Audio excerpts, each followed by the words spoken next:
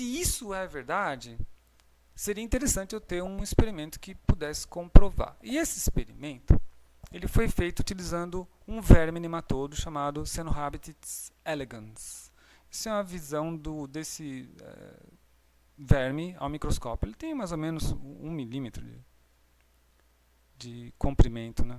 Então aqui você vê alguns elementos dele. Você vê a boca, a parte dele do trato digestivo, a que seria a parte sexual, as gônadas dele, que é a cauda.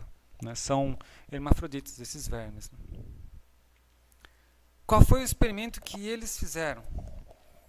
Eles fizeram o seguinte: conhece-se muito bem a localização das células germinativas do verme. E ele possui apenas 4 células germinativas: Z1, Z2, Z3, Z4. Se você pegar esse verme ao microscópio e apontar nessas células um laser de alta potência por um breve momento, você literalmente mata a célula, você queima a célula. É o que a gente chama de ablação laser. Então eu vou matar as células germinativas do verme. Então eu ainda terei a gônada. Você vê que aqui mostra, né, as células Z estão aqui. Né? Você ainda tem a gônada, que é as células que são utilizadas para produzir as células germinativas, né? Os gametas. Mas eu não tenho mais as células que produzem os gametas. Eu matei.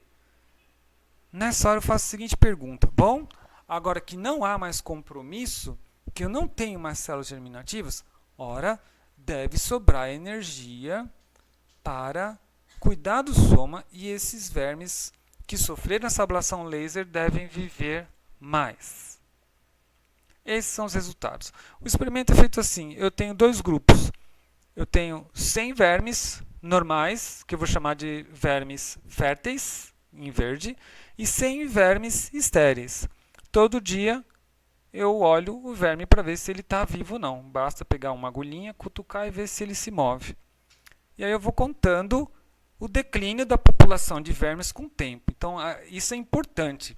Como se estuda envelhecimento, eu sempre estudo olhando a população. O Weismann disse isso, certo? Então, a gente olha a população, não o indivíduo.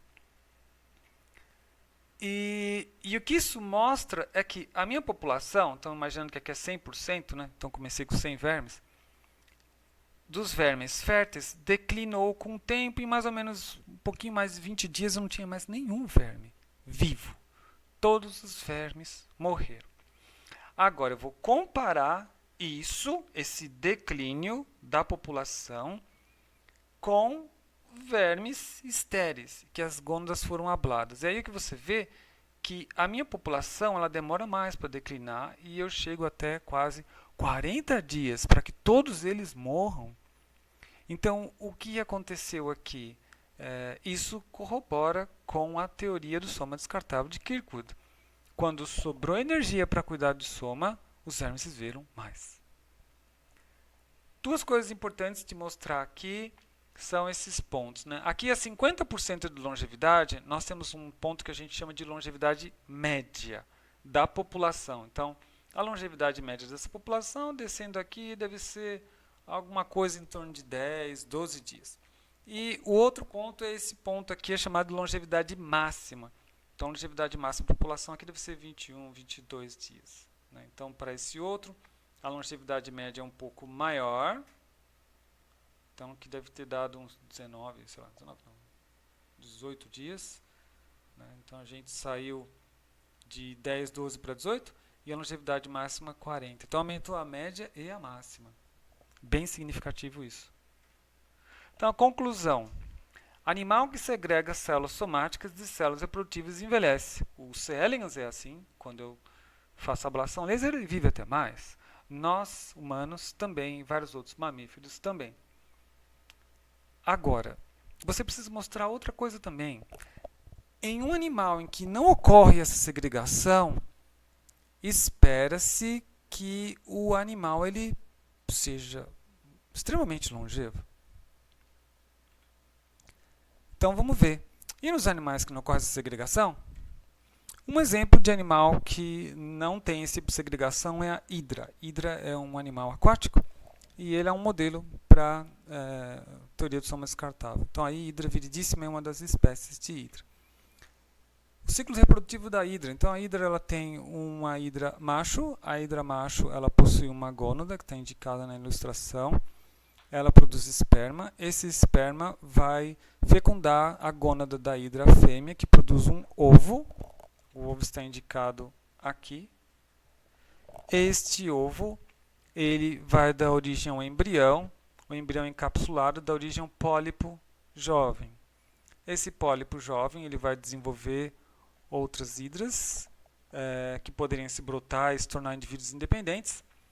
E esses brotos eles podem dar origem, por exemplo, a uma fêmea para poder cruzar com esse macho ou dar origem a outros machos. E eu tenho o ciclo fechado, né? Então, com um indivíduo eu consigo gerar dois tipos de indivíduos, o macho e a fêmea, para cruzamento. Uma outra característica interessante da hidra, que vocês já devem saber que as planárias também têm, é regeneração. Se eu corto uma hidra adulta em 2 pedaços, faço uma amputação, eu gero 2 fragmentos. Com o tempo, mecanismos de regeneração vão fazer com que o fragmento de cima regenere um organismo completo. O fragmento de baixo regenere um organismo completo. E esse organismo ele cresce, se desenvolve, gerando uma hidra normal. Então, ela tem capacidade de regeneração. Todas as células da hidra têm informação para gerar uma nova hidra a partir do zero, né? A partir de uma quantidade pequena de células. Então, aqui está a hidra adulta. Bom, esse é um experimento que foi conduzido com vários animais. Em vez de ser aquela curva de sobrevivência que nós vimos no C. elegans, aqui a gente está vendo o seguinte, mortalidade específica por envelhecimento. Então, o que você espera? À medida que o tempo passa, a mortalidade, a taxa de morte dos indivíduos na população tem que subir. Então, aqui, primeiro, Drosophila melanogaster. Eu tinha uma população, sei lá, de 100 moscas e fiquei observando e vi que a mortalidade das moscas cresceu com o tempo. No caso aqui, esse quadradinho branco, esses pontos aqui. Então, a curva de mortalidade sobe. Outro, Paranais litoralis, um manelídeo, mesma coisa. Então, ele consegue viver um pouco mais em dias, mas chega uma hora que a mortalidade dele começa a crescer, porque ele está envelhecendo.